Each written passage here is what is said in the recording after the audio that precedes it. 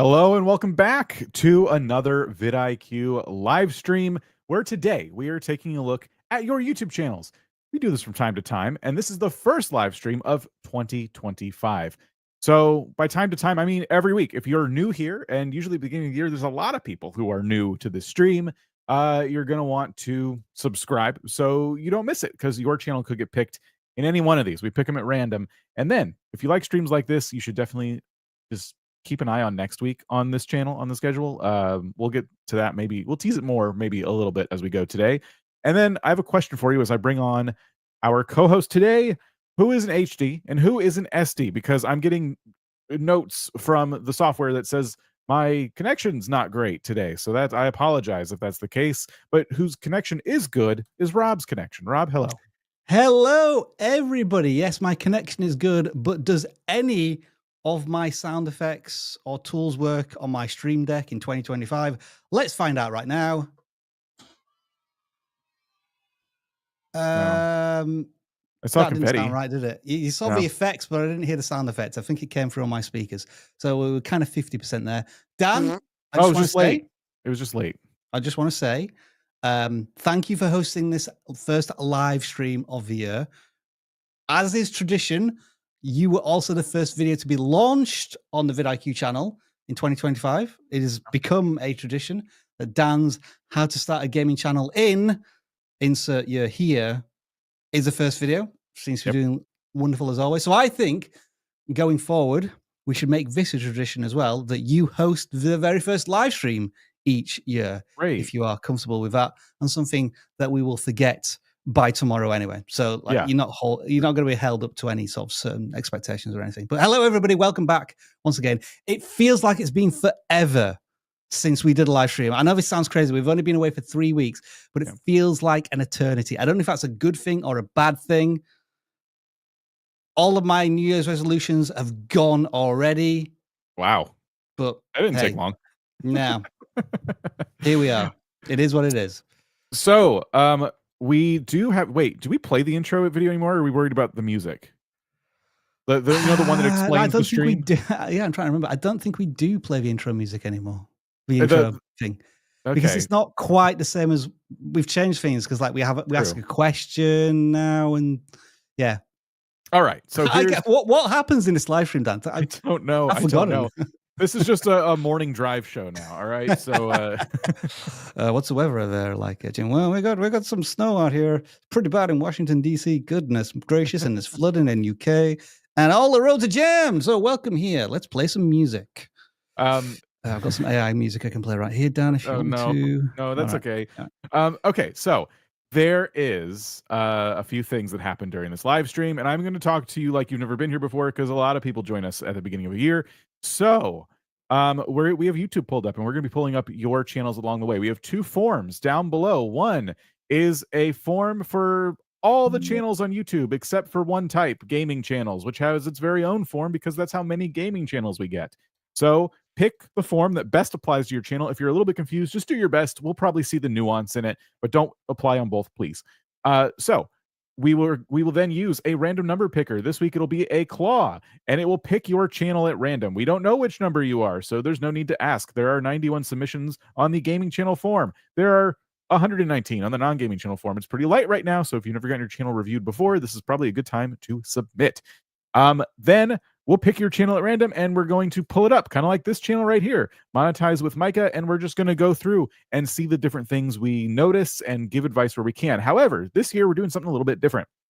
We started doing this late last year too.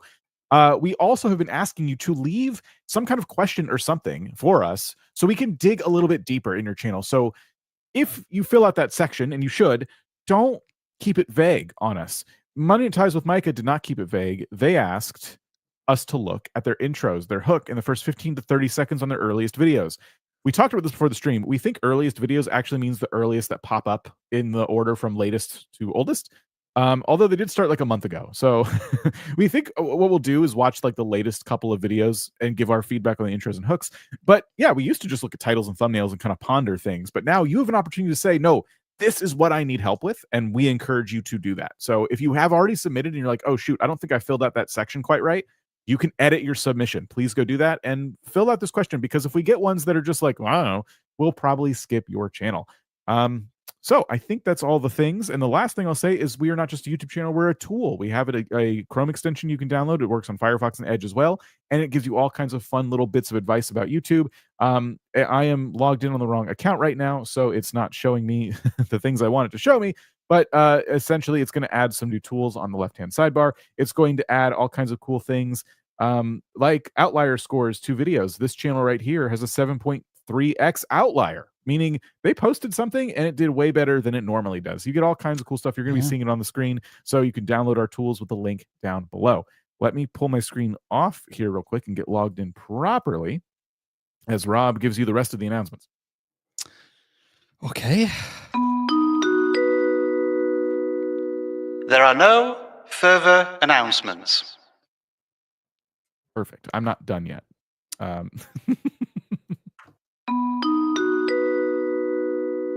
This is an additional announcement. The announcements have now concluded. Okay, great. Yeah, this is going to be interesting because YouTube is very much acting funny. So hopefully everything is going to be okay. I'm going to actually test something in the background real quick. Okay, 2025 live streams. It's already working. Awesome. All right. So as I said, we are looking at Monetize with Micah, who wants us to take a look at their intros, their hooks. So this video is 9 minutes and 40 seconds. They want us to look, you know, at the what we call the intro / hook would be like that first 15 to 30 second mark. So we're going to watch for a little bit and we're going to give some feedback. And if you notice anything as well, feel free to say in the comments what you think about the intro. And this is a YouTube education channel, it looks like to me, given the channel name and the title of this video. So we should have some wise words to share. Fingers crossed. Yeah, I think we know a thing or two about this. Picking a YouTube niche, it's hard. I'm going to be honest with you. It's difficult. Not for some people. I will say one thing off the bat, for me anyway, and so I assume for the average viewer. I think I know what you're going to say here. This is the only headphone picking up audio right now. Oh. It's my right channel. So I would look at your editing software, and if you feel like your audio was only picked up on one channel, you can actually in the editing software copy one channel and like put it on the, you know, the right channel, the left channel. So you just make sure it's like balanced, because I think headphone users especially will pick up on this and be very put off by the audio on this video. So I was going to say, Dan, that given that this creator is outside, I thought the audio was excellent. They must have been using a lav mic or something. And when I hear it, it's in both headphones. Yeah, that's probably the software we're using just correcting it. But for me, it's in one channel. And you're in both channels. I know it's working normally. Right, I see. Yeah, once it comes through StreamYard, gotcha. Yes. Okay. So we're all hearing it, I think, properly, but I'm just saying my personal experience and how you would watch this at home. You're going to hear it in one channel. And then the audio is good for the one channel that's there, but that's just worth noting. Well, some people are like, you know, I fix people's air conditioners, so I want to do a channel about that. And that makes sense, but a lot of us out there, we are pretty positive that we can make some sort of extra income on YouTube. But you have to have a niche. You have to have an area of focus. It's true, you can start without an area of focus, but so that's the first 30 seconds. Yeah. I will say that it is in the left channel. It's just really quiet. But anyway, all right. What did you think of the intro in this video? So I think the things I want to credit are that they are not afraid to just press record and start talking to camera, irrespective of, I guess, what you might demand from production values. Like, I'm not going to let the fact that I'm outside and there could be, I guess, interference from the lighting or like external noise or whatever. I'm confident in pressing record and talking to camera and doing it in a way without much hesitation. It feels like there is a stream of consciousness coming from this creator that is considered, well thought out, no pausing, umming and ahhing. So I'm feeling that authenticity, Dan. This feels like the creator has a genuine interest and passion for what they're talking about. And so I already feel that connection. It does feel a little odd that they're kind of right-centered. I guess that's the way they're holding the camera. A minor point. Another thing might be that my guess is we're not going to have much B-roll here. It is just going to be like a continuous stream of recording. Mm-hmm. I think that's something that needs to be experimented with over time. And also the last thing I seem to remember is they mention like an obstacle or a challenge or a problem or like relating to the small channel creator. I can't remember exactly what it was now because I've been rambling for 2 minutes, but they created like in terms of like storytelling, they created like a tension or a hook. Mm-hmm. And so generally speaking, for where this creator is on their journey, it's solid from me. Solid. I agree. I think there's for a month on YouTube, I think there's like a good level of confidence here. I am you'll not see me walking around the camera outside. It's just not something I enjoy doing. I like being indoors. I bolt myself in. You know, I have everything I need right in this corner right here, all my food and sustenance and everything. So I don't like leaving. So I commend you for that. That's pretty awesome. I wanted to know because I was going to go a little more nuanced, I think, with my critique here because Ryan covered a lot of the stuff I was going to say. So I apologize. No, you're fine. I want to make a poll real quick in chat, and I just want to see like because we say the word niche a lot, and I'm really curious about new viewers. Like, do you inherently know what like niche means when you just see it in a title like this? Fair question. Do you know what niche means? And there's a reason I'm asking this. I'm not trying to be facetious. I'm not trying to like, you know, make anyone feel dumb. I like genuinely like the first time you saw this word, if this was the title of a video and you were kind of new to YouTube, would the word niche jump out to you as something you understand right away? And the reason I'm saying that is because when I think about titles for videos like this one, I try to put myself in the shoes of a new creator. And we've certainly used niche before in titles. I'm not saying we're perfect at this. But when I'm really like trying to think about this stuff, I'm like, wait a minute. Does somebody with 0 subscribers think about that at all? So to pick a niche is to pick a topic on a channel that is like specific, right? That your channel typically kind of covers, such as Minecraft. You are in the Minecraft niche, and you can go even further than that. You can go deeper by saying, I am a Minecraft speed builder, whatever. So that would be like your niche, right?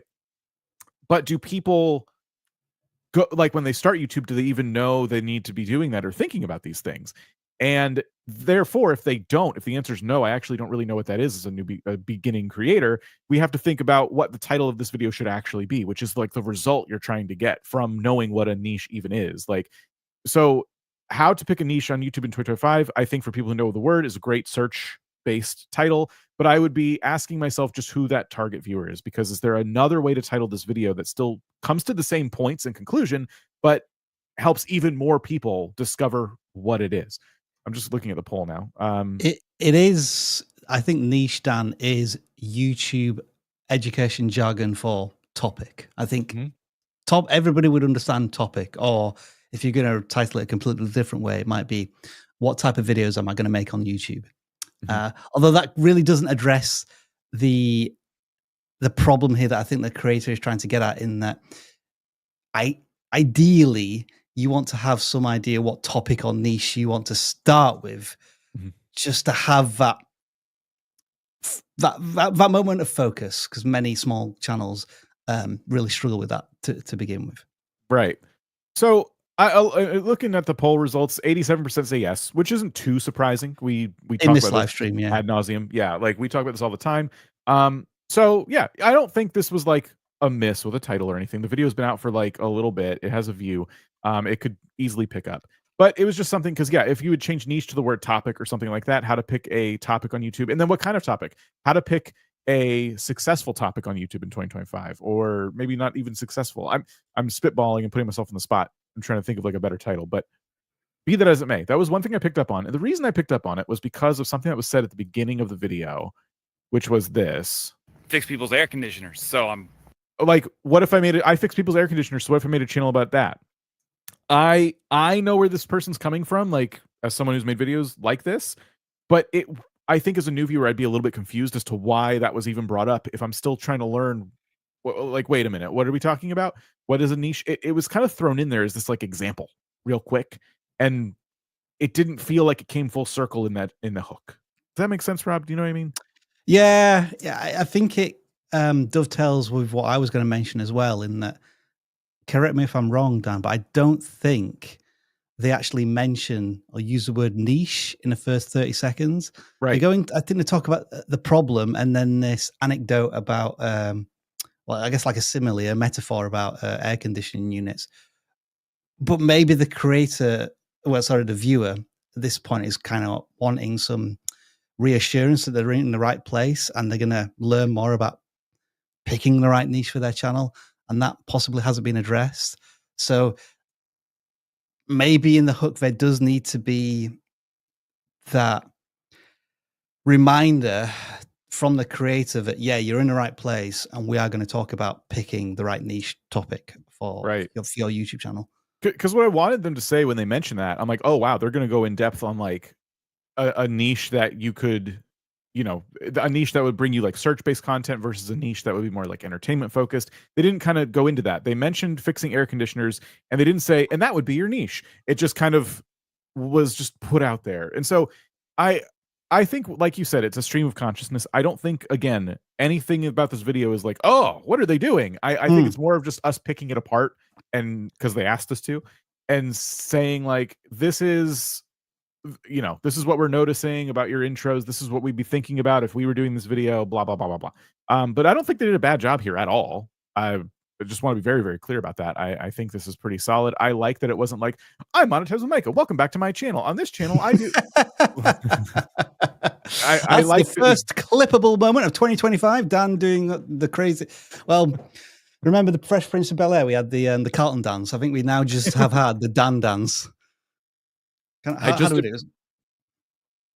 I just appreciate somebody who gets into the topic like right away. I love that. Is that what Dan's been doing with his time off? And so this one's in a car. This one's in a car. I'm trying to see if there's ever a studio setup. Like, okay, here's one. That's one. So I'm going to look at one of these just for a second. I know we spent a lot of time on this channel already, but I'm looking because I want to see what a quote normal video, like when you're in your normal setup and that makes it look like, I guess there's a little more prep. You didn't just like think of something to pull out your phone. I want to see what that's like. I'm going to assume this video was a little more planned. It's a little bit longer and you're in a studio. I remember using that exact thumbnail style, like having your thumbnail as thumbnails. Like, that's clever. Nobody watched the video when I used a thumbnail. Thumbnails. What? No. Not those kind. When I started my first YouTube channel, I knew I could monetize it, and I did. But the one area I had zero confidence was, you guessed it, no, not those. Whoa, I mean, let's pause there, Dan. Like, maybe this is why they wanted us to look at their earlier videos where they were putting a ton more time and effort into the editing of it. And perhaps just scroll down. Is this another one which doesn't have that many views at the moment? Yeah, seven views in 3 weeks. Maybe they've said to themselves, like, I'm putting so much effort in here and the editing's obviously not the solution at the moment. So I'm going to go to something more raw, talk to camera.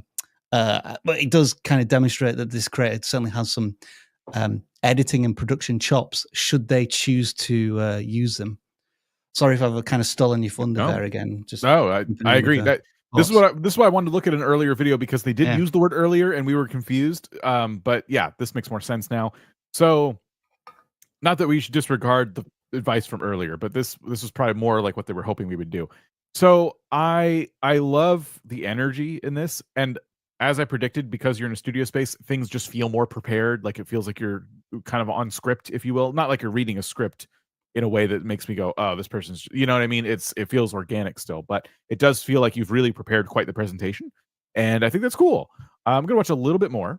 Now I have many thumbnails with high click-through rates. The question is, how do I do it? Let's walk through the process of how to make a thumbnail using a free program to show just how easy it is. Because believe me, if I can do it, you can too. So the first thing we need to do is open up the... So this is like a proper tutorial on designing and customizing a thumbnail, which is cool. I think that's cool. We did a video like this And because you are using one specific tool, and I know somewhere I saw like in the YouTube kind of slideshow the video, it said not sponsored and stuff. It's okay to still say like somewhere that this is kind of like a Canva tutorial, you know. Just maybe for some more search juice. I don't know. That's just a just from the one we made. I'm thinking about that because we did this similar video and we said, oh, this is how you use Canva to do this specific thing. The question I would ask the live stream viewers here, actually, Dan, as we move on to the next channel, is we saw two very different ways of presenting within the same channel from the same creator. And I'm just wondering, like, which resonated with you most? Was it just like, this is real, I'm just going to press record, I'm going to talk to a camera, I'm going to share my thoughts and feelings, as opposed to what seemed to be highly structured, very scripted, highly edited, what you might call a more traditional style of education video? Is there a preference there? Because like we tend to go for the more structured, prepared piece of content when it's a long form video, but now the live stream wise, you're getting the kind of a raw Rob and Dan here, where you provide us with the material and we just react to it. So it has to be very much more off the cuff. Yeah, so there's that idea. Like, there's maybe two extremes here. Like one that felt almost too artificial. Like, I don't want to use the word fake, but like the creator dialed everything up to like not just 11, but like 15 or 16 on their volume, and it's kind of too loud, like really in your face. Whereas they've now dialed themselves down to like a volume 6 of their characters. It's interesting how this creator is experimenting with what is the best way to present themselves on this channel. Yeah, I love that they're just testing two completely different extremes.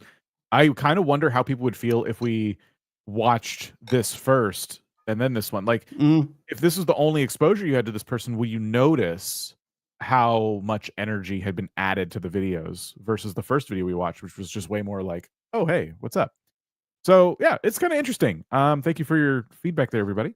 So we'll move on to the next channel, but this was pretty fascinating, and I do wish them luck. I know that especially when you're starting in a pretty crowded space, we know the space pretty well. It can be a little discouraging to be uploading with like, you know, not as many views as you'd like to see, but really keep going. Like, part of YouTube is practicing, and there's like a saturation point as well where one of your videos takes off and then suddenly other videos are getting recommended from that video that took off. So, you know, keep going, keep creating, and good luck. StormBrew is our first gaming channel we're looking at for this year. And we got a very specific question from them, if I can pull it up. All right.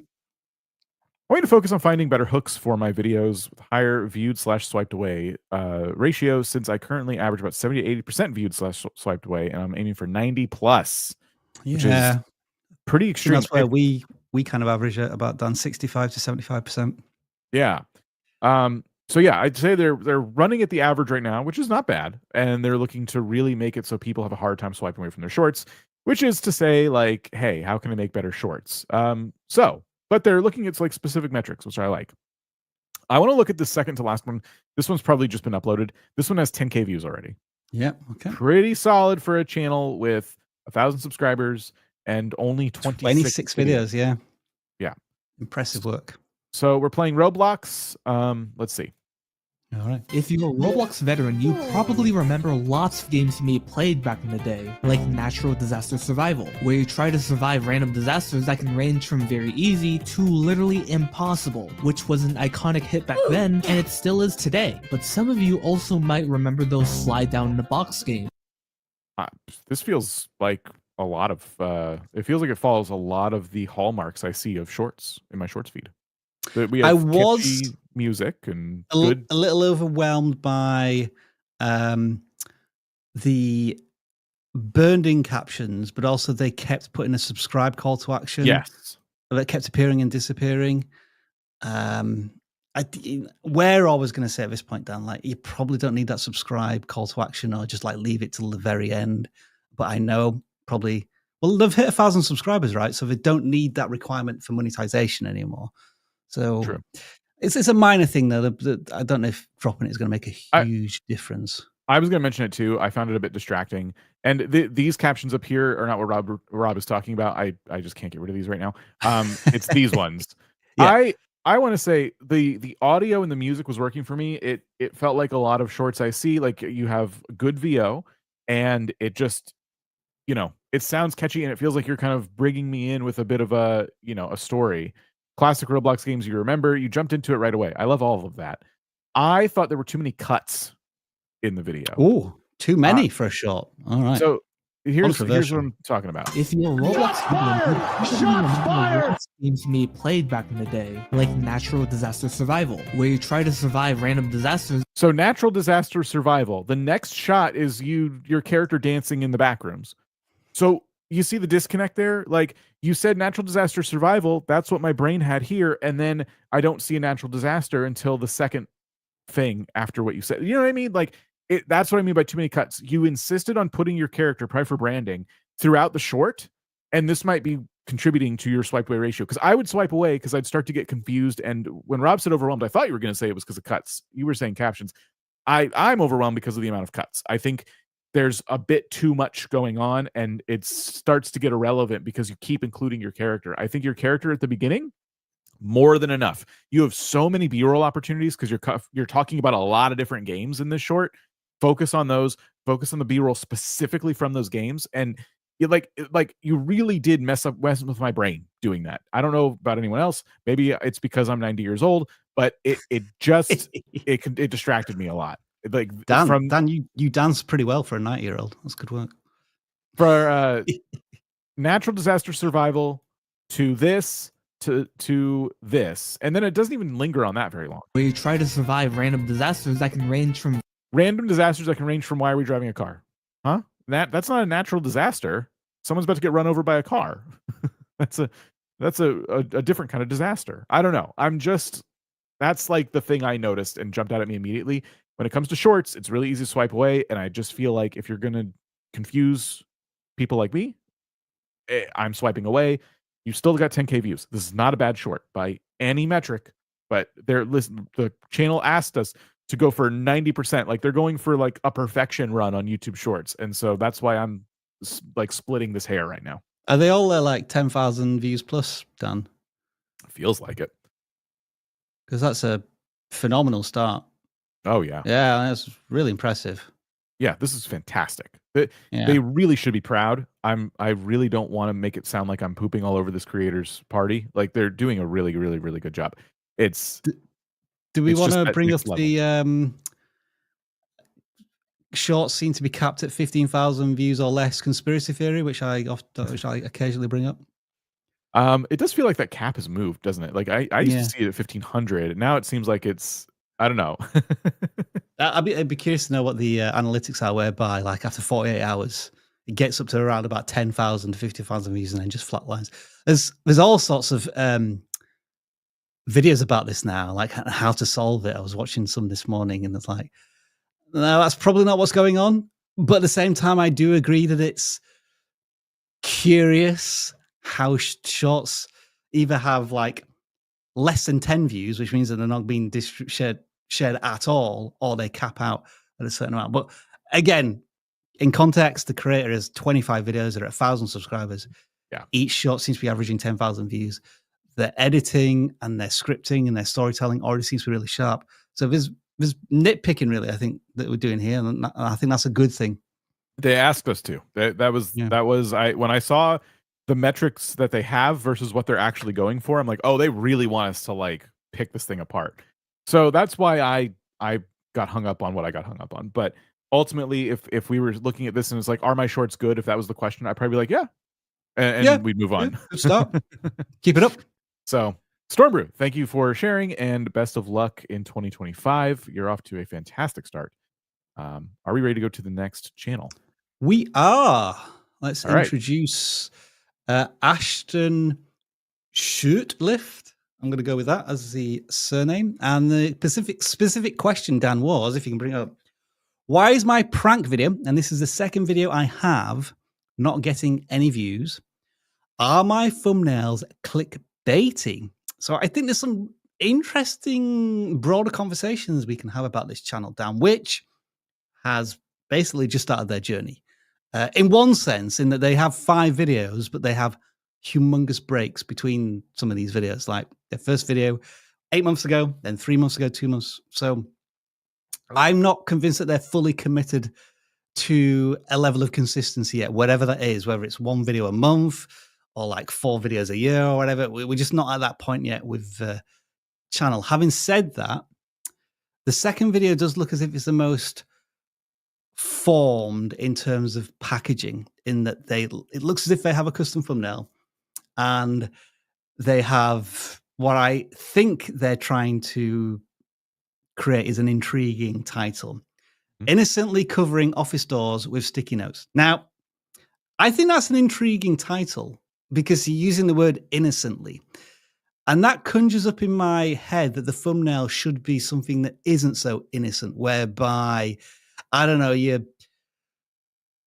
putting the sticky notes up on the staff door so that the staff can't see what's going on outside, and like you're setting fire to the school bins or something like. Oh gosh, obviously, yeah, don't do that. I'm like, but I think here, Dan, if I'm honest, the thumbnail kind of lets me down because there's nothing kind of interesting or intriguing there.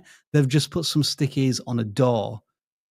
Yeah. And I'm saying, as I look at the thumbnail, so what?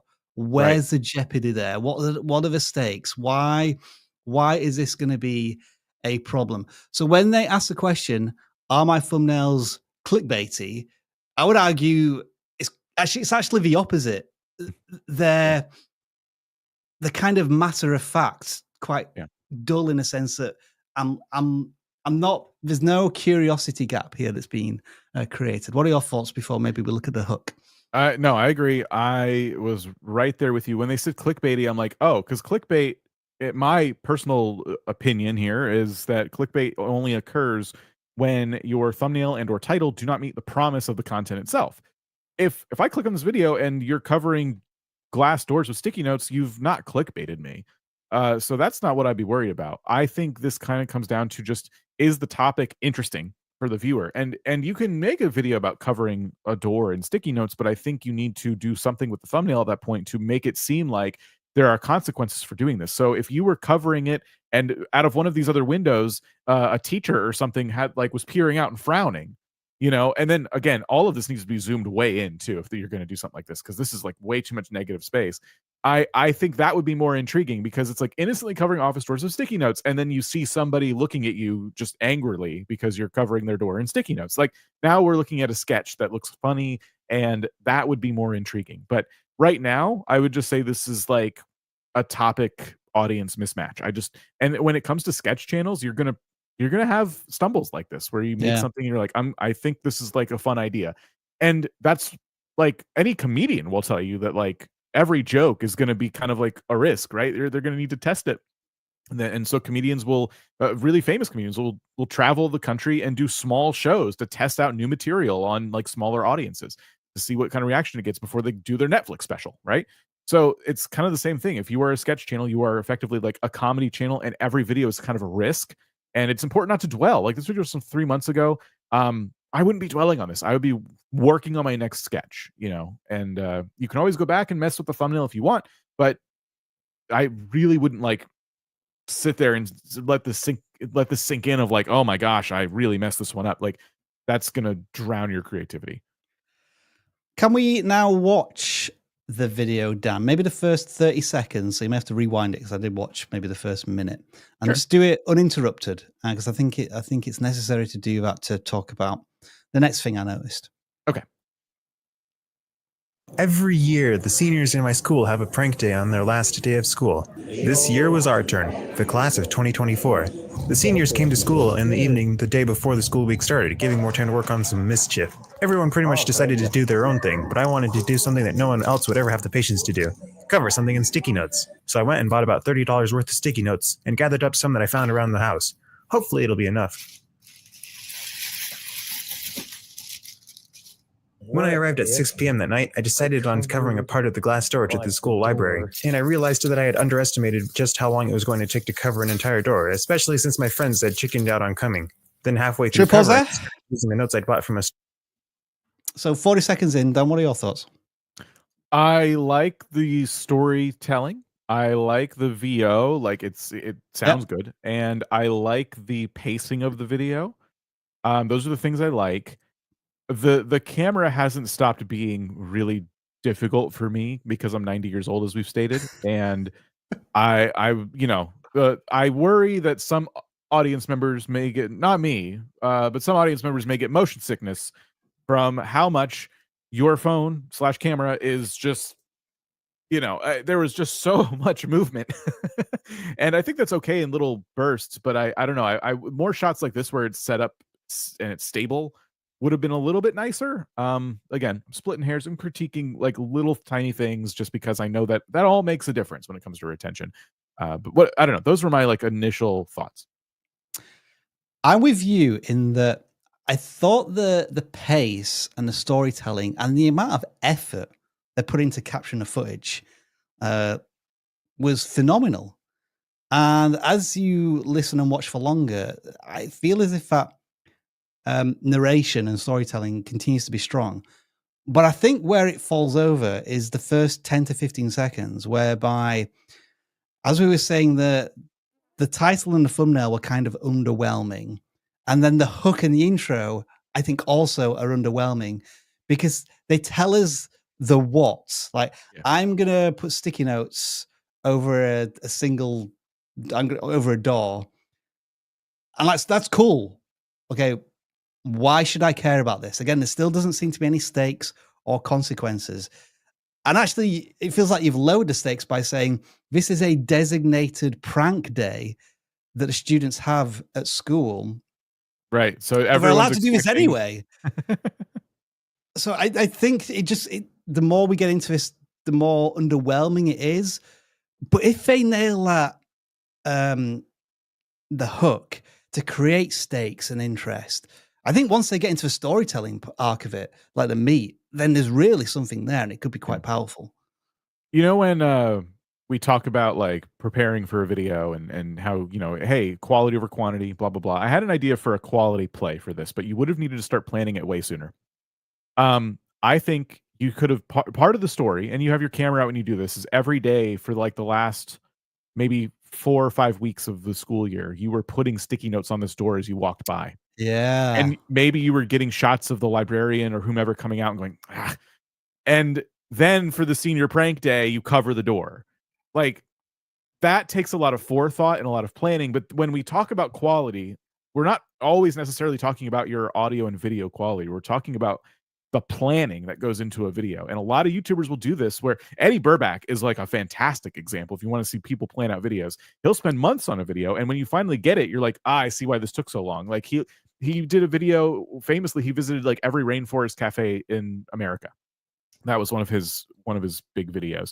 He's done a lot of videos like that take him months and months to make, but they are planned out. And I'm not saying you need to go that far, but that would have added to the stakes a little bit. You've been annoying the school librarian for weeks at this point, and then the coup de grace is that you're going to cover all of the doors in sticky notes. Got you. And then that to me would add to the intrigue a little bit. I think to summarize, what we're saying is that this creator has executed very well on a bad idea, or a no. What I'm trying to say is that you hear this all the time, that the idea is the most important part of a video, and a good video cannot save or a good execution can't save a bad idea. And I feel that's where we are, in that they knew they had this prank day, and so they were going to tell a story about it, but they didn't put enough thought into what the good prank would be to add some more stakes and consequences. Yeah. And I will say, I want to go back to the first point I made. It is super important as creators not to dwell on failure. And I don't know this person. I don't know their life. But what I will say is our tool is one of the sneaky things it lets you do. It lets you spy on people a little bit. And as we can see, they have been changing the title of this video. They've been trying to rescue it. Yeah. As long as it's been out. You have a good title. It's missing some stakes. Like, even if you weren't planning far ahead, like I was talking about, there's other ways to create stakes. There's probably something in there that could have been just cranked it up a notch a little bit. Like, what is the consequence for doing this type of prank? You know, your friend's chickened out. Why? Like, they know something could go wrong or whatever. There's a reason their friend's chickened out. So it does feel like for you, the stakes are high, but those aren't being communicated to the audience. And that's what's really, really missing here. I don't think the title changing is going to help. I think it's time to just let this one go. But it's good. You did it. You did a really good job with, like we were saying, with the presentation and the pacing of this video. It's good. Take those lessons and make video number 4. We have 3 videos. Yeah. It's time for more. And then the last thing I'll say about this, I had an idea for this thumbnail. Watch this video without subtitles first, then with subtitles. I don't think the picture matches that vibe at all. I think it should have been a split screen, maybe your face staring down the barrel of the camera, and then you have subtitles on the first half, and then whatever is gonna tease what's wrong with them in the second half, maybe they're garbled or something. I don't know. Like, it just feels like the subtitles should have been the focus of the thumbnail, but this looks like a completely different video than the title. So that's what I was going to bring up. All right. Are we ready to move on to the next one? I think we are, Dan. I think we've got into great detail on the first 3 channels, but I think we've been able to do that because there've been great questions to ask about their channels, and it's allowed us to really focus on the finer details. Yeah. And we're doing this channel, and then we're going into random selection. So we're waiting for us to randomly pick your channel. That's about to go down. So get ready. All right. KingCollector, or at the King of Collectors, has 566 subscribers and 1.2K videos. That's a lot of videos. That's a lot of videos. Their question for us: can you focus on the layout and video length? Should my videos be longer? And also, am I using the right hashtags? So I'll address the last part of this question first and say that don't worry about the hashtags. YouTube just doesn't know what they're doing. Hashtags, in my humble opinion, people will use them. Some of the most successful creators use them. Some of those successful creators don't. I've started enough channels and made enough videos at this point without hashtags that I feel like they are of little to no consequence. I wouldn't be worried about that at all. Unless Rob disagrees. Okay. No, I would agree.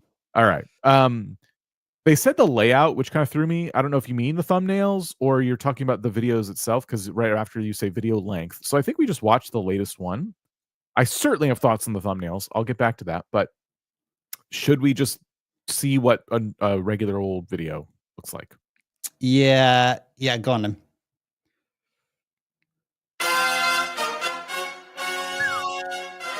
Oh, is that copyright claim music? I don't know. Yeah, that's true. We're hoping it's not from like a movie or something that's going to get us a copyright claim. Continue while we talk until the music isn't there. That's almost 10 seconds long. Right. We would say, when we say don't use an intro, we give that advice sometimes. This is the kind of intro we're talking about. This specific kind of intro of like, just, oh, here's my channel icon and some music for a while. It doesn't really do anything. For a new viewer, I clicked because of this, and I'm not getting it. I'm getting a lot of like fanfare, and it's really about you, and it should be about me. I clicked on your video because you told me I was going to see something that I'm not seeing. So that's my really just brutal take right off the bat.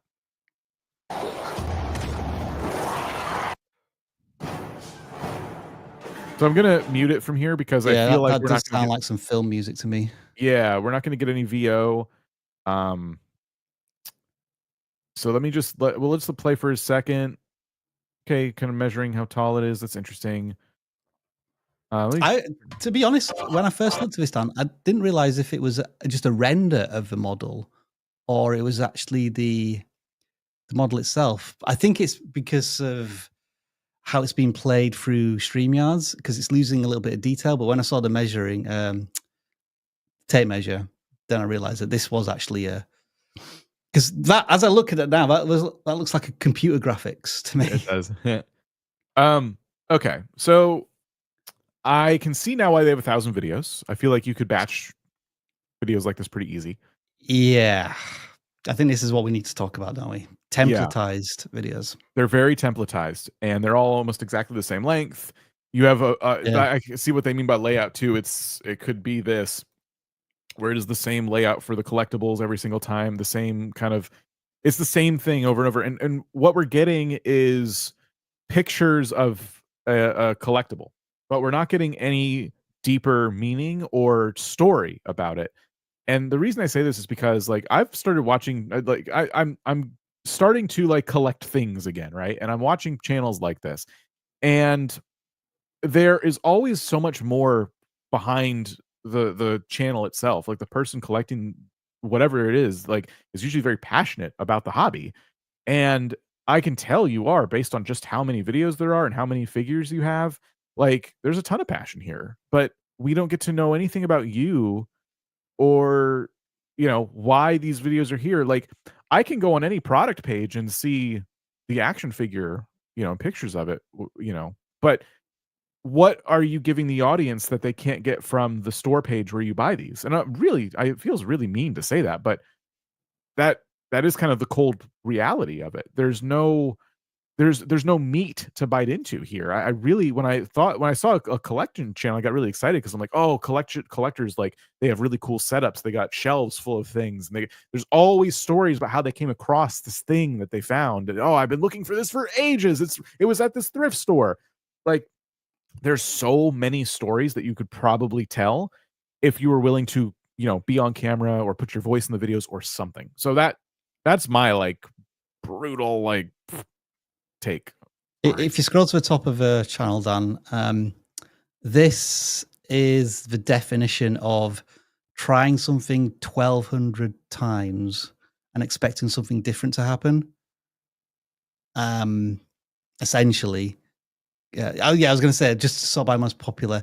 So there's been one or two outliers, but the outliers at this point are still thousands of views.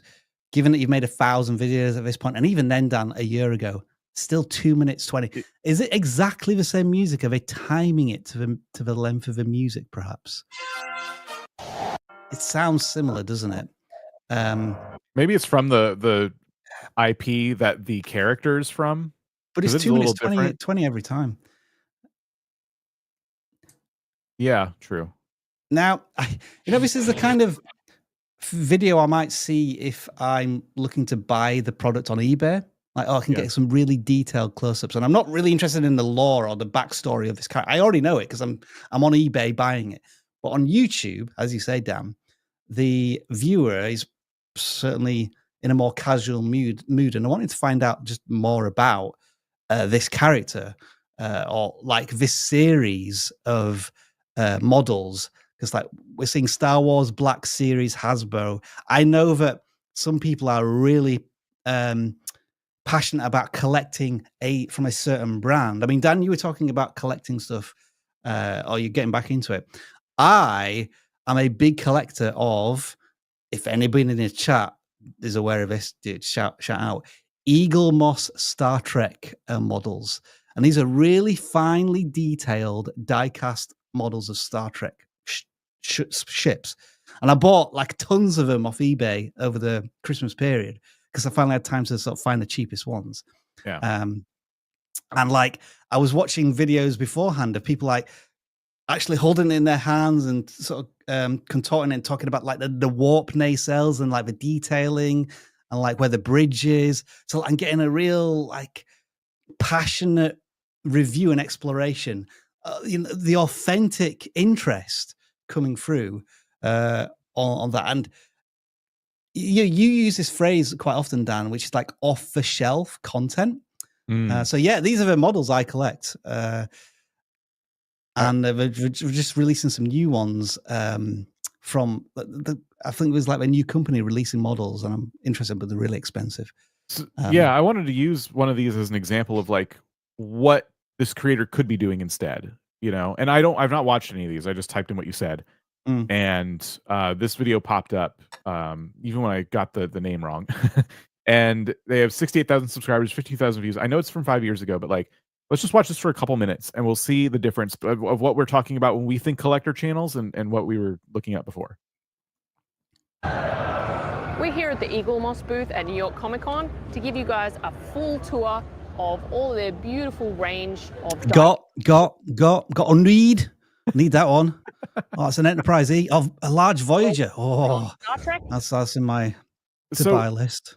already 10 seconds in, and the first thing we learn is they went to a convention, and that's something these collection channels do a lot, almost regardless of what the space is. If it's a physical collectible, there are conventions everywhere, and I know that's like an expense. I know I don't think you need to do this as a successful channel, but of course these are your more like successful videos because you went to something that a lot of your audience couldn't make it to. I would say this is the goal for your channel. This isn't necessarily where you start from, but we have a host, even though they're not on camera, that we have their voice. They're in the convention hall and they're like, this is what the video is about today. And was that the best video we've ever seen? No, but it was cool. Like it starts off right away. I don't collect these. I'm not really interested, but it already tells me, wow, this hobby is huge. And I'm already starting to like become familiarized with something that I've never even heard of. So that is like the big difference here. And I think what you can do, you've done a lot of these. Oh, sorry, Rob. I don't want to like put a bow on this if you had other things to. No, I was saying like Okay. if we get back to the channel, like, is there 3 things that we could suggest to this Okay. channel to get out of this repetitive funk that they seem to be in? It's time to make a video, even if you're not willing to put your voice in it. You obviously have a nice camera. I want to see how these are stored. I want you to say my entire. Are these all Star Wars collectibles? I'm not sure, but whatever category you have. Let's say it's Star Wars collectibles. My entire collection of Star Wars blah blah blah collectibles, 2025 or in 2025. Like, I want you to do a video like that where you showcase your entire collection. You know, it'll be a longer video. Choose to talk in it or don't. I think you should, but if you don't want to, you can do some music and you can, show it off. And then I want you, if you do choose to talk about it, I want you to make another video where you were talking about your goals and what figures you're trying to get in the new year. I want you to really focus on like bringing an audience with you on your particular journey as you collect what you're collecting. I think if you can put a personality in front of the camera, you're going to have so much more success because you already have the products, you already have the knowledge. Now it's time to execute on like the YouTube part of it. And my suggestions are, let's do away with this KingCollector branding. It's just getting in the way of, it's certainly in the thumbnails. I just want to see the model and like focus on the model, like a particular detail on it. And the intro of the videos where we have the 10-second KingCollector splash thing as well. Let's do away with that as well. And like just jump straight into the model that you want to share with the audience. And I would say for the thumbnails, as you make thumbnails, put the characters in like their real environment. I think just the boring gray background is, I think a picture of them in an actual environment of some kind would be more eye-catching. Many of the models have kind of like a dark color to them, anyway, like a brown or a gray or a dark blue, and with the gray background, are kind of just melting into the background as well. I mean, if we look back at the thumbnail for the die-cast eagle moss, jeez.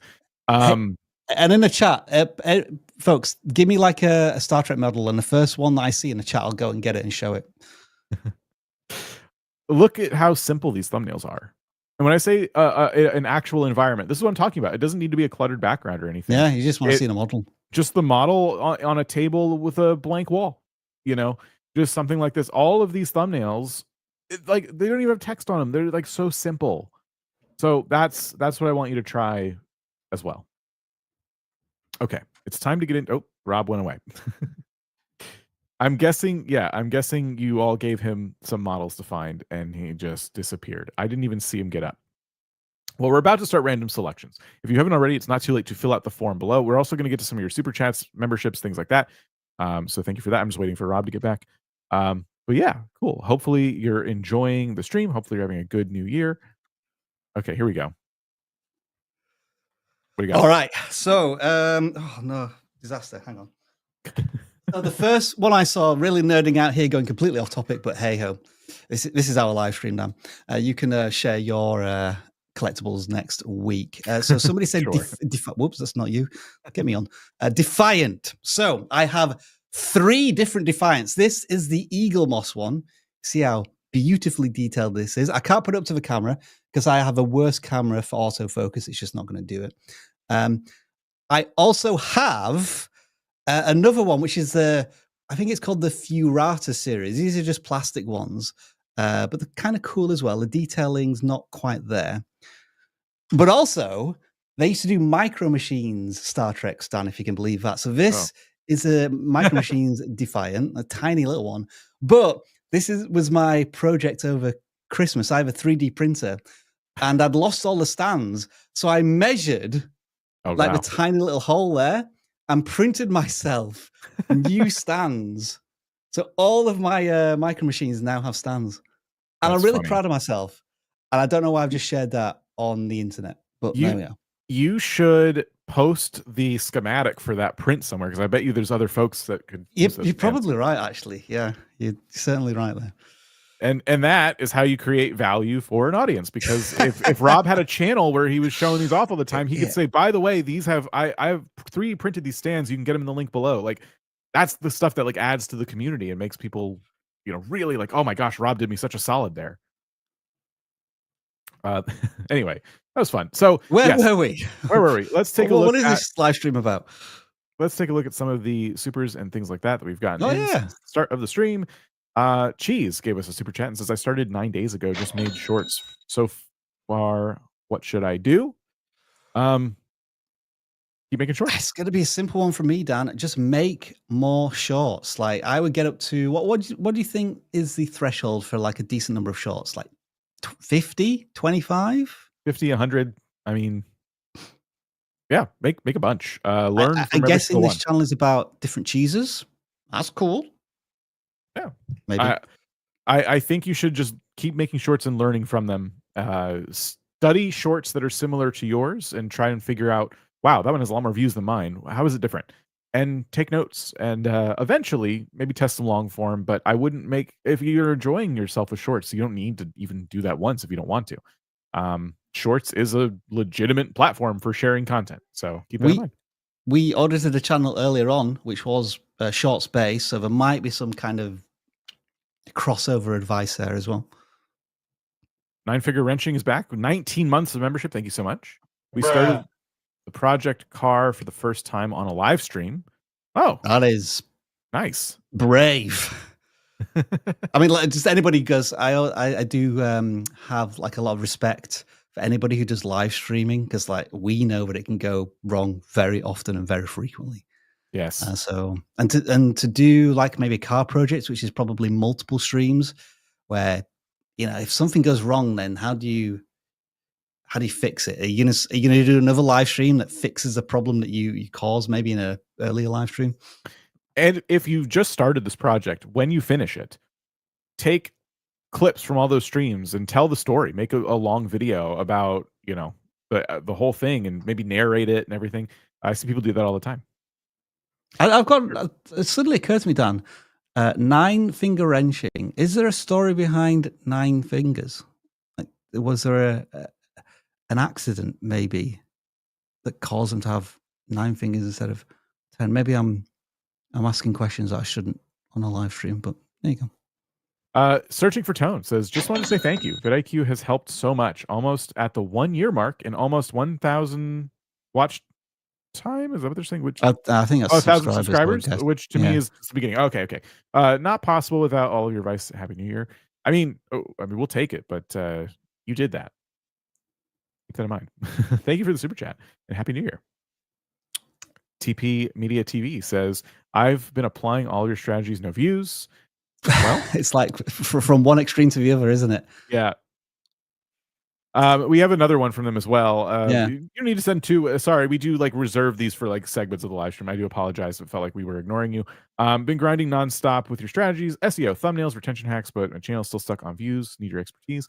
So as a reminder, we don't pick channels based on super chats, but go ahead, Rob. I was going to say this is purely based on the question because you put SEO first. And so if that is what you believe is the priority in terms of content, then we need to kind of adjust that. Instead of having SEO there, let's think about titles and thumbnails and how they work together. we were talking earlier about the prank channel and how we thought that the packaging was a little underwhelming. So that might be something to perhaps focus on. But as Dan says, we don't audit channels based on super chats because we don't want to create a financial barrier. But we do still appreciate the super chat. And the ideas behind your videos also, like, Yeah. be asking yourself, like we talked about earlier with the channel that was doing pranks, like, was this idea something that people were interested in seeing? And those are like the hard truths. You can join our Discord community or try to find a community of creators who you can kind of bounce off of a little bit and say, like, you know, these are the videos I'm making. This is kind of the goal behind them, and see if you can get some people to give you that very direct feedback. Failing, like getting your channel on the stream, of course, and things like that. But best of luck to you. Sky Diary Toronto gave us a very generous super chat and said Happy New Year. So Happy New Year to you. Thank you so much. And Happy New Year to you without any sound effects. I don't know why that is the one sound effect. Can I just play another one, Dan? Let's just test this. There's no sound effects coming from my video clips for some weird reason. That needs fixing. Psychology Facts gave us a super sticker. Thank you so much. The Alpheus Gaming says close to 14,000 subs. Thank you for everything. Oh, you're very welcome. Congratulations. Hob Plays Roblox says, what's WSP? Is that I don't know what is WSP? I don't know. I should know this. Dan's 90 and I'm 89. We're very not up with the YouTube jargon. My videos get 500 views, but do really good on shorts. How do I get more long form? The age-old question. It is. Yes. WSP means what's up. Oh, okay. What's up? What's up? We're very old. So this is why I was saying earlier, shorts is a viable platform, blah, blah, blah. It's because you kind of build up. I would go into shorts, and this can cross over for sure, but I would go into shorts assuming you are building up a shorts audience on a channel that could certainly have a long form audience, but it's going to have different strategies and it's going to have a different growth trajectory.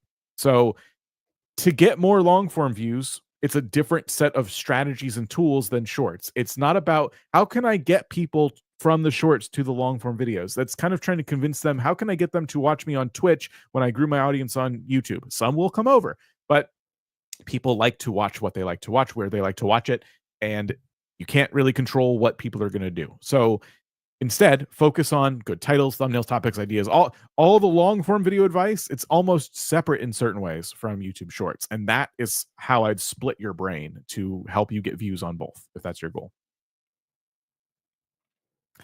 New member is Fuzzy Out of Water.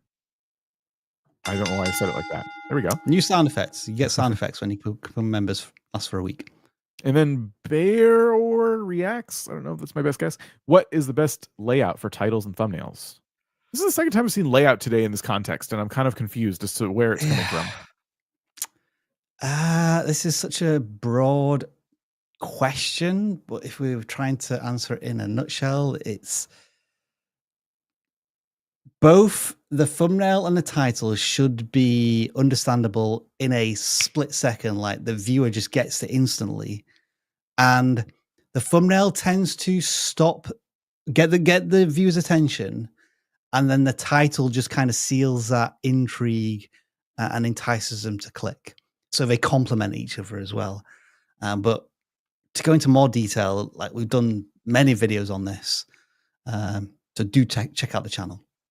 I'm trying to find an example on this diecast model. Type in Star Trek. I thought we had a good example pulled up earlier. This one. Okay. So this is what I would say to supplement what Rob is saying here. Eagle Moss Star Trek Ships Collection, New York Comic Con 2019. Is that Comic Con? 2019. Okay, so we have the year, we have exactly what we're seeing, and then the thumbnail displays it as I would expect it to be displayed. I think this is hitting on all cylinders right here. This is a good layout for a title and a thumbnail, but I can't suggest that you follow this exact strategy of exactly what the video is, pipe thing, New York Comic Con or place year. It don't try to like templatize things to that extent. You know, like every video should kind of stand on its own, and every video is gonna have a different strategy, but look at videos similar to yours to try to at least start to brainstorm, okay, how could my titles and thumbnails look? We just got a ton of super chats. Wow. Wow. Okay, we'll take some time to read these, but yes, thank you so much. We do also need to pick some random channels here in a second. I want to help humans so bad. Well, advice alien, best of luck. It's great. Everything about Yeah. this person has like branding and a theme, and like I almost want to go to the channel, but I don't want to incentivize people financially to give us super chats. But I'm very interested in whatever's going on that channel. Napier's Asylum. I'm saying that right. When I follow vidIQ optimization score when uploading, I get worse response than if I ignore it. I have a low score. What is happening? So is this the score when they use our tools to create a title, and then I think it's include keywords in the description and so on and so forth? Our customer support will be very happy to assist you if you would like some more clarification on that. What's it? Customer support at vidIQ.com. Or I think when you go to the web app, there is like an online direct chat thing that comes up now. Certainly. We'd have to kind of investigate a little bit more what's been suggested, make sure that the settings are set up correctly, our tools.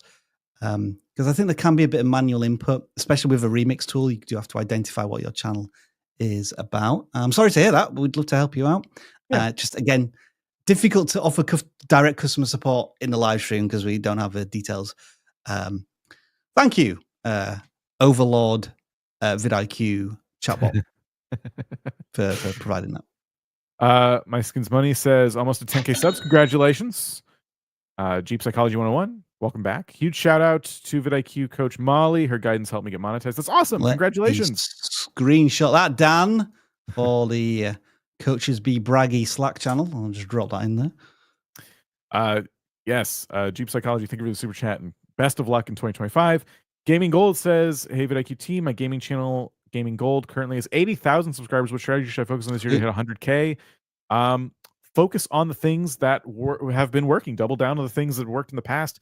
I don't know. This is difficult without seeing the channel, but there's usually, by the time you hit 80K subscribers, there's usually some signals that you can look at and go, okay, when I did these back in the day, they did really, really well. Is there a version of them I can do now, today? What were the videos? You can look at your analytics and see what were the videos that grew your community the most. But yeah, congratulations. I'm hoping to hit 100K on one of my channels as well this year. I mean, I'm going to offer a bit of a left field answer here, but my guess is you're probably going to hit 100,000 subscribers, kind of irrespective of what type of content you make, because you have a momentum now. So I'm more thinking about how you can make this channel more sustainable financially in the long run. So maybe that's you explore new sponsorship deals or memberships, community, that type of thing. And also the other thing that was running through my head as well is maybe you have the license now to just do completely different, fresh things because you've got a big enough audience to take them on a journey where you might think there's new opportunities. And so kind of a weird one in that Dan's saying, let's redo the classics that have worked on the channel. Sure, absolutely. But I'm also saying, isn't it now time to maybe look at the business side of a channel? But also don't be afraid to experiment because you have that kind of reputation considering your channel size. Yeah.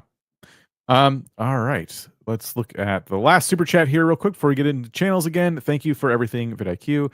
Thank you for the super chat. Yeah, what currency is that? TRY, 44.99s of them.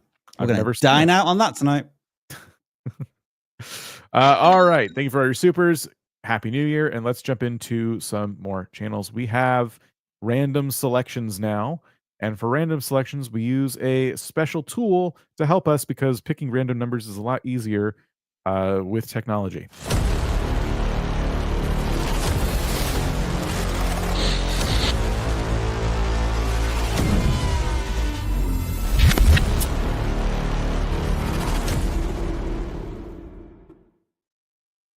I completely forgot, Dan, that we did the bed, so that's why the sound effect just came out of nowhere. Oh, I didn't hear it. Oh, can you not hear that? I can hear that one. Yeah, all right. Okay.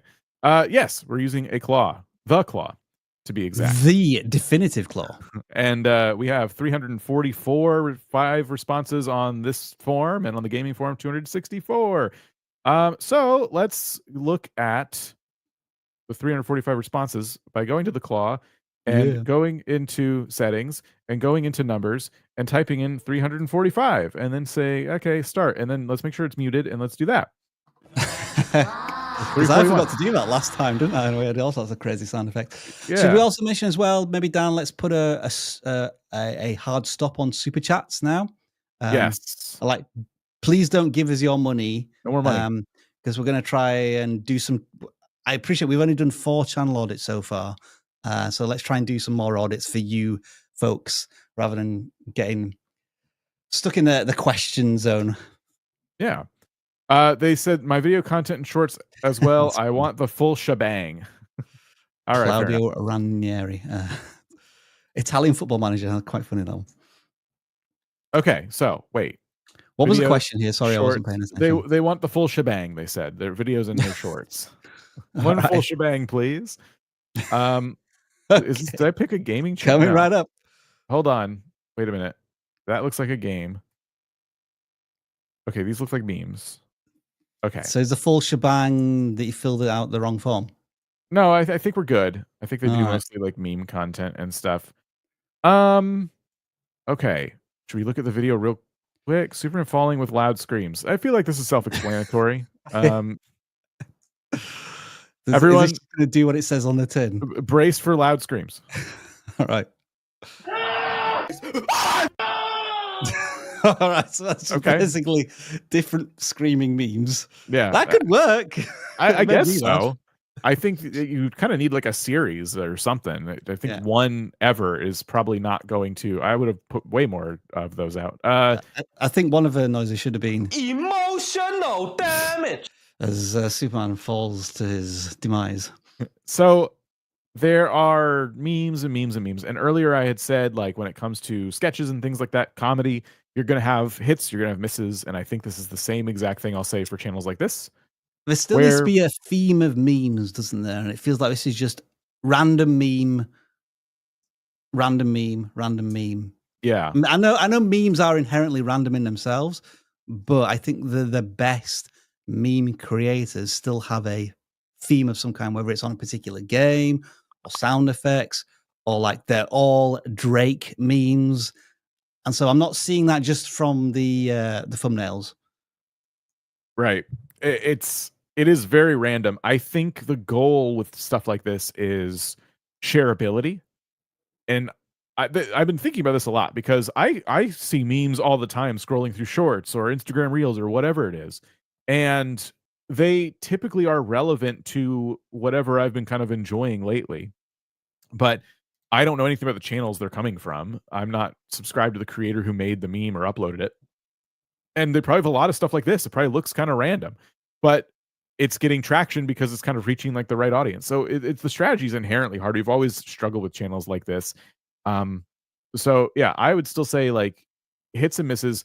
Relevancy is going to be the big thing here. And I think jumping on trending topics and making memes around those are going to offer you the most shareability. Because if you jump in on something with a hilarious meme and people start sharing it around, that's going to get millions of views. I want to see if they've ever. Okay, is Roblox joking? This seems like it's a trending topic at a time. I think something happened with Roblox, and you jumped on it and got 62,000 views. Chill Guy, I know that was going around for a while. So yeah, there's when you jump on trends, you find a lot more success. That's kind of the advice. I don't want to click on these just in case there's anything crass in them. Yeah. But that's going to be where my advice starts and ends. Trending topics. All right. We'll pick another channel then, Dan. We'll look at a gaming channel. 270 gaming channels. All right. 150. 150. How can I improve my content? This is the kind of question that I don't want to see. Let's bring up the channel and we'll pick one thing, one glaringly obvious thing that we can see from this channel within 10 seconds that they need to work on, and then that's it. We'll move on to the next channel.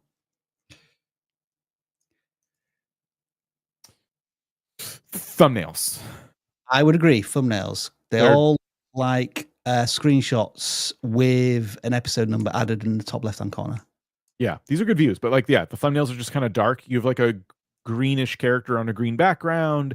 There's no brightness, there's no saturation, and this is Minecraft. It's these would be really easy to scroll past, and you'll notice the big outliers here are talking about like big, like, you know, things that you notice. I made it the world's most illegal sword in Minecraft, and that's exactly what the thumbnail should be. All the different things the sword has on it. I think these are good, and they're brighter and easier to see.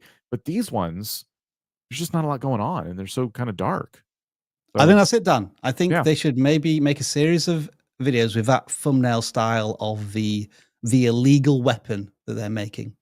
Done. Oh yeah, done, easy. Next, Ding. 358. Did you lose your bell? No, it's a Okay. 330. Really, like you posted, 330. you posted recently. Like you've been eating well today. Niche audience and engagement. All right. Niche audience and engagement. Okay. So these are videos. These are shorts. Oh, right, okay. It looks like another kind of like, so like, love is a scam. Why are you not in a relationship? I'm getting like some meme kind of vibes. So what is the niche is my question back to you. Yeah. So click on more. Multifaceted content creator. But it feels like they've got like a branded character of some kind. And is this, I hate to say it, but I'm kind of getting slight Savage vibes here of maybe this is like a comedy character giving maybe inappropriate advice, maybe, or like counter advice of what somebody might do. I don't know. I'm seeing a lot of relationship stuff, so maybe that's what they would tell us their niche is. It's more like about like relationships. Either it's like a comedy channel or something. Like, so again, I don't know what's in the content, so I'm not clicking on it. But assuming that's the niche, this is a very interesting way of presenting the content. Clicking on one would kind of give us I guess, an indication if it's comedy or not. What else? Niche? Yeah, what are the other things? Audience and engagement. Engagement. Let me look at the most popular videos. All right, let me click on one.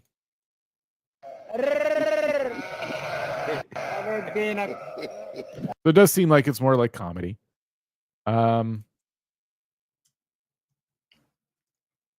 People seem to be giving you positive comments. Yeah. But yeah, I'm really hung up on the question. How many videos have I made? Let's just check. 46. 46. Okay. So I would say let's double the number. Let's get to 100 videos of the same character with the same joke and comedy style. And the view counts tend to be in the hundreds at the moment. Some of them. And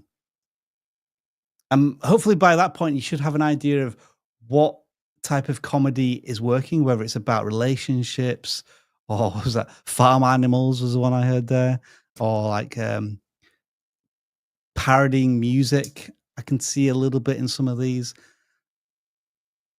I think it kind of continues to work on, I feel as if it's kind of like a branding character consistency there, but maybe they haven't nailed down the particular style of humor that they want to go for at the moment. So that's what I would work on. And yeah, again, we're seeing a lot of like comedy kind of based channels today. There's going to be hits and misses. It takes a while to kind of like find your voice and figure all this out. So I think you're on the right track for sure. So good luck. It can be really hard to get discovered with comedy when it's your own material and you're not tying it into any existing intellectual property or fandom or community, where it is just you, I guess, trying to be funny. It's almost like the open mic sessions where you go to a pub or a bar and there's like 5 people there who just happen to be there when you're performing. And so there is that difficult discovery aspect. Yeah. So next channel is a gaming channel. They wanted us to they asked advice for titles and thumbnails, essentially. All right. Okay. Now, right off the bat, I like where the thumbnails are going. I feel like there's a lot of effort being put into them. And I like the titles, especially this one caught my eye right away. I completed the hardest Dark Ops challenge, Black Ops 6. And I like that you put the timer at the top. It's pretty classic, especially if it is like a timed thing. It should be, by the way. Don't just put that there if it's not. And what I have to say is the thumbnail completely loses me. I think what you want is somebody who may not know what this challenge is to click on it. Maybe they play Black Ops, but they don't know it's the hardest challenge, but sometimes that could be something a YouTuber completely makes up. So, I mean, the thumbnail to me suggests a title such as "Every time I die, I drink a Mountain Dew." Yeah, and is that what happens? And I don't know. It needs to be explained better. This is literally the run.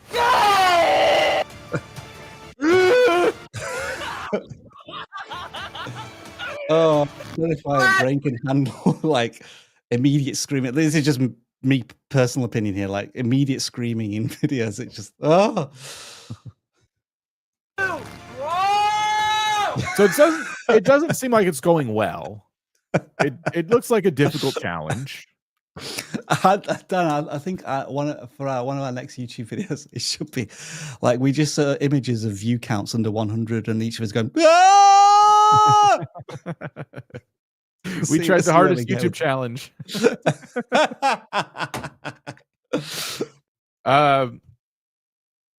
So again, the intro is funny. It's fine. It just doesn't give me an indication of what the challenge is. I just looked through a little bit of the video. I never saw a timer, a live split timer once. So was it a time challenge? Like, you don't want to be disingenuous with that. And I just don't know what the Mountain Dew, the Doritos, or the zombie have to do with anything. So title good, thumbnail doesn't explain what the challenge is. And that's the thing. Like the YouTubers that are doing content like this are very crystal clear about what they're doing. Let me type in Point Crow line. This is like one of my favorite examples.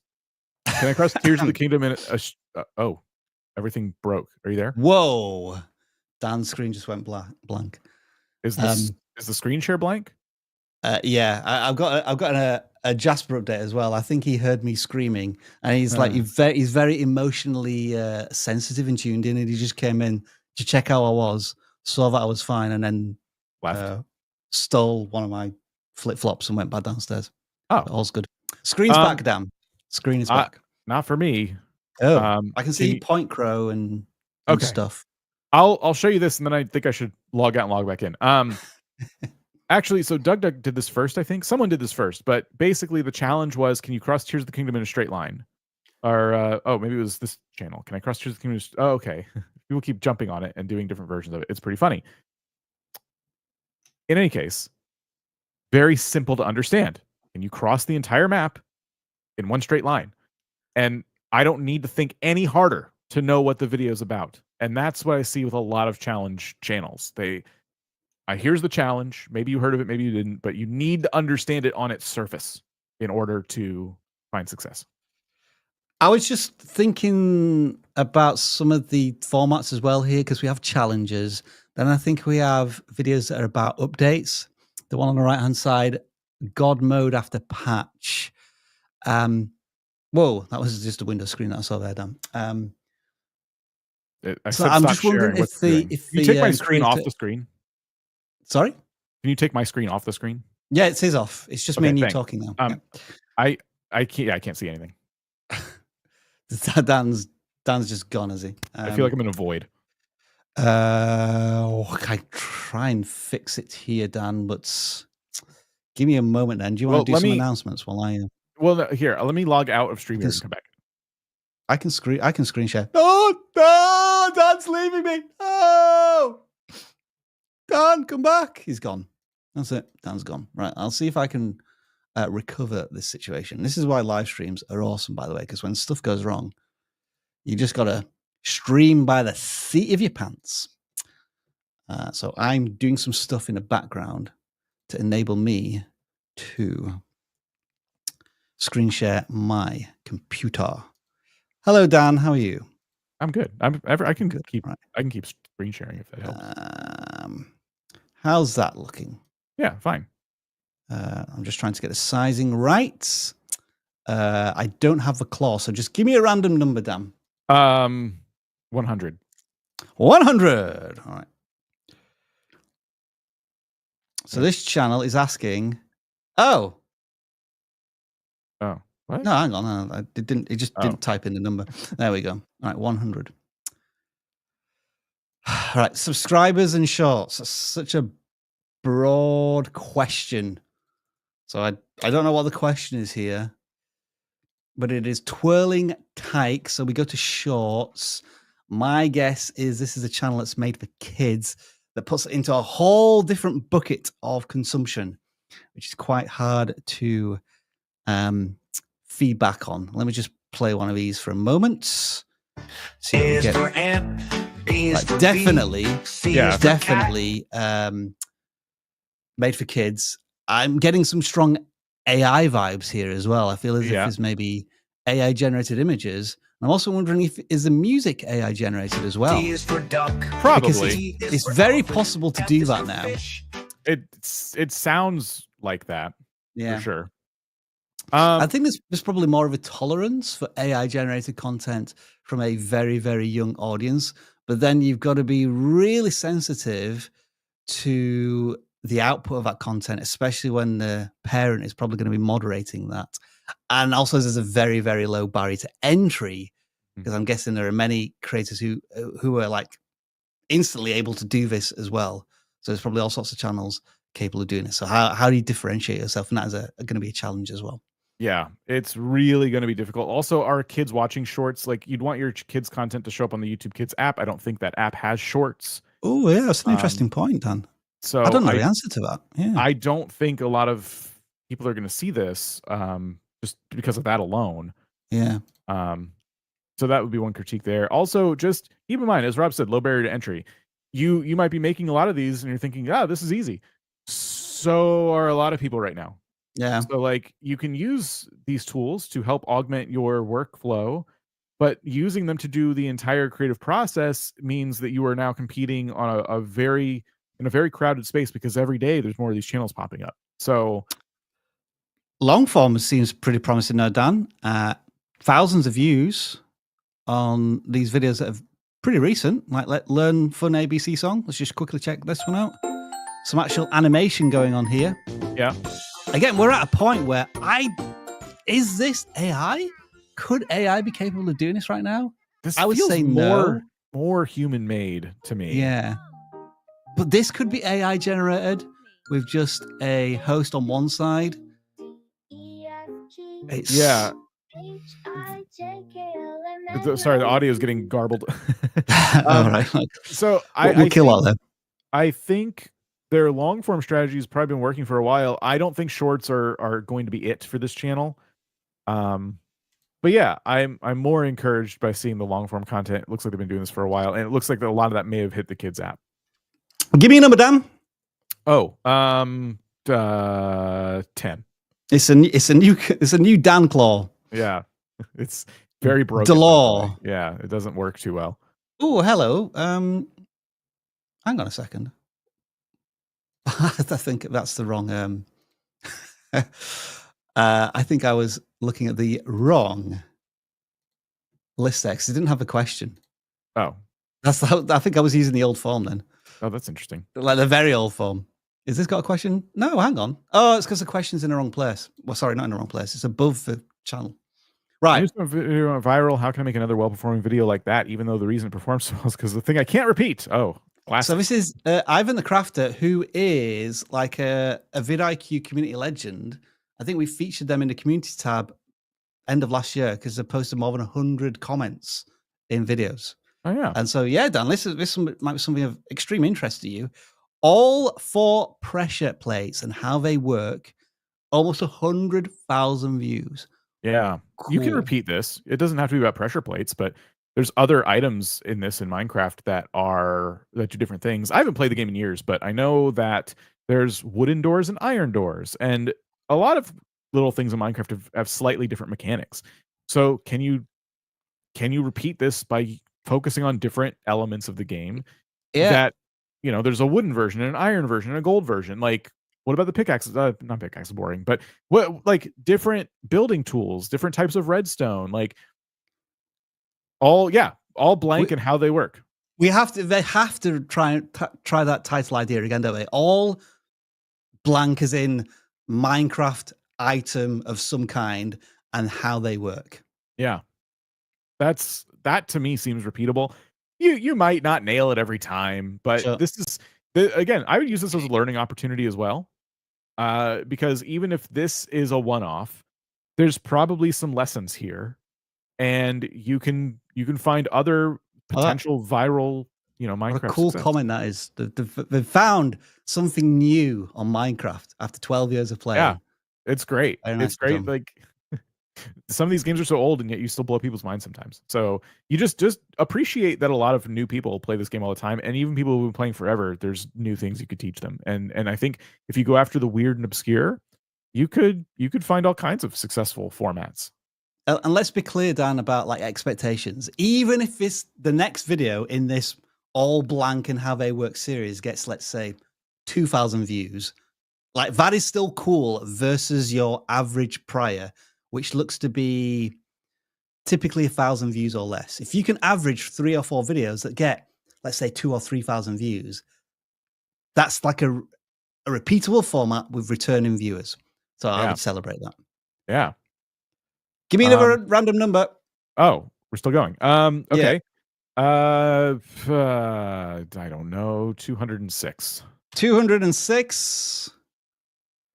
And yeah, so on one form, Dan, we need to fix this. On one form, the URL is above the question. But on this one, the question's... No, I love it.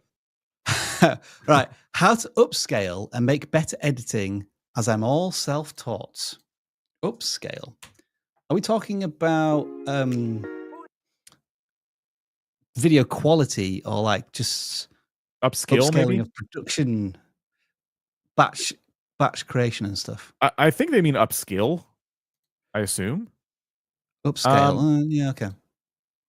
I am going to say that, thumbnails, videos, stuff like that. You should just watch some tutorials. Like pick a thing you want to improve and look up a tutorial for that specific thing. If you just watch a blanket like video editing tutorial, you're going to get advice that's all over the place, and those can be helpful at first. But once you start to say, okay, but I need to do this one thing better. I want to work faster, or I want, I don't know. I can't think off the top of my head what you might want, but every single question you could ever imagine is going to be answered with someone's YouTube video. So I would be looking at very specific things you want to improve with titles, thumbnails and video editing. And I'd be just like working on them one video at a time, just trying to improve a little bit each time.